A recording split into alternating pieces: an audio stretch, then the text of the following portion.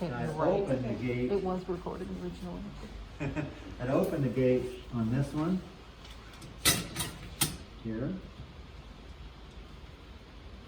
Okay, so I'm all set with that, and again, I would have the arrow on. I don't have it on now, so you can hear me. So I've drawn out on here just an arc on this piece of wood.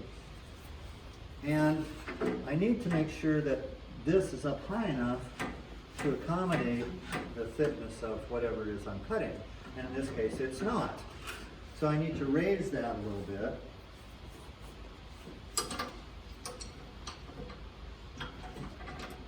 Seem to be going the wrong direction on everything today.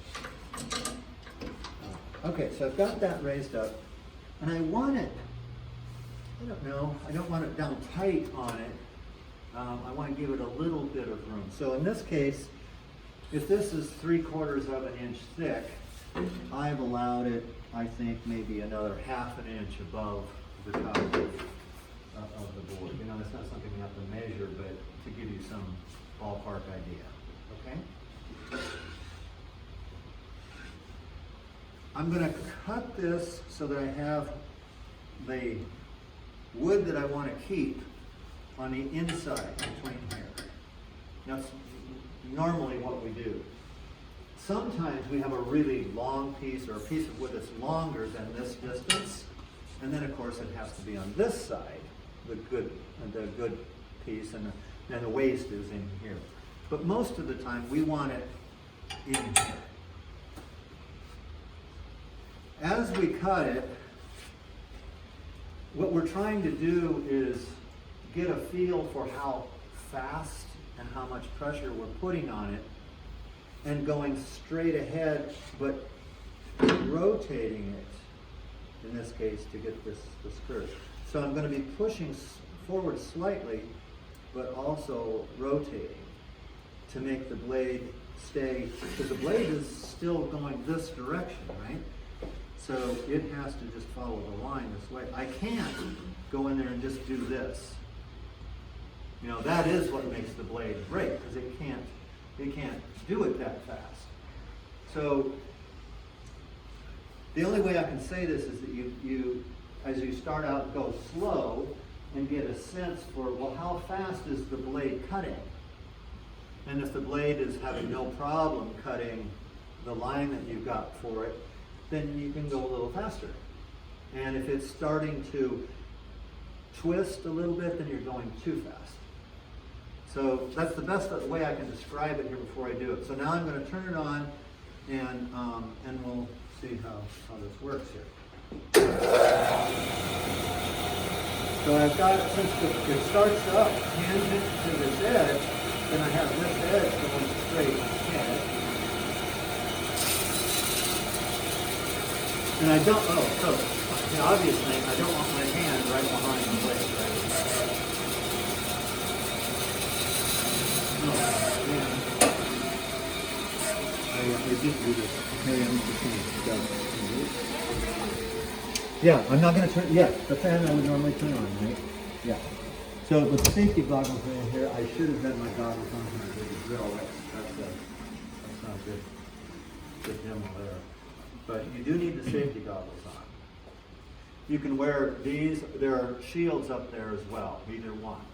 And since we're wearing masks, of course, the big deal is keeping them from fogging up.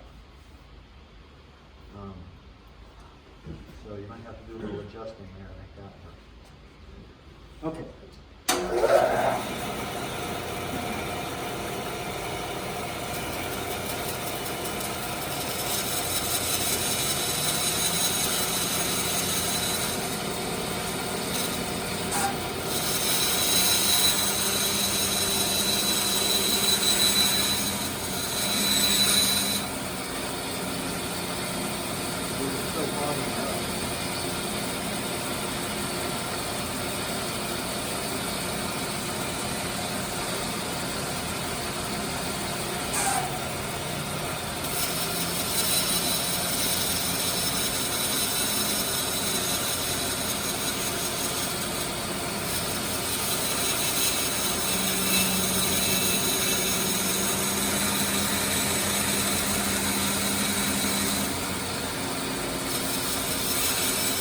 course, right now what I'm trying to do, since it's tangent, I'm trying to get the blade to grab in there. It's pushing over a little bit right now.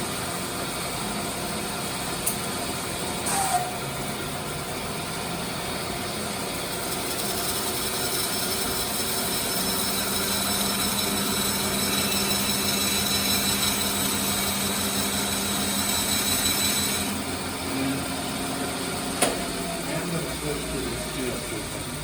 Get rid of that.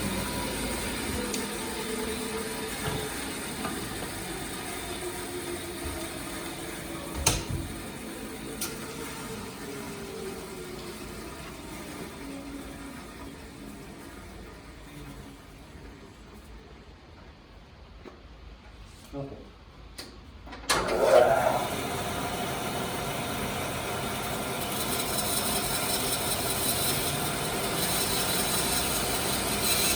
So once we get started in there, here we go.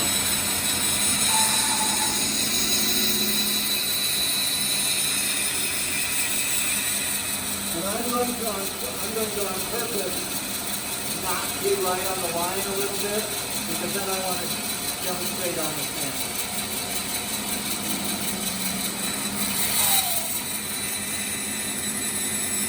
So right now, I'm off the line a little bit, and I'm going to back it up and go in again. So you can hear the sound change when I do that. So I back it up, and then I'm little.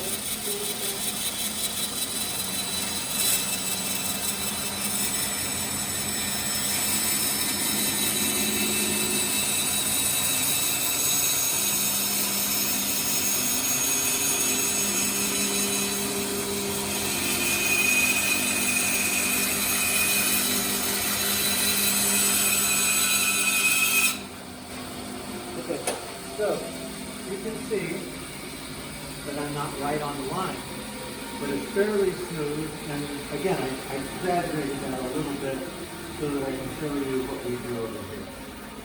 Okay, so I turned this off, hitting that the red paddle part of the switch. I want to now, since I'm not using this anymore, I want to close this gate.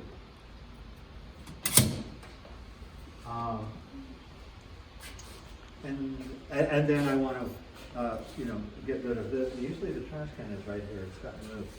But so I want to get rid of that. I'm going to leave this here for a moment. Any questions, Ben?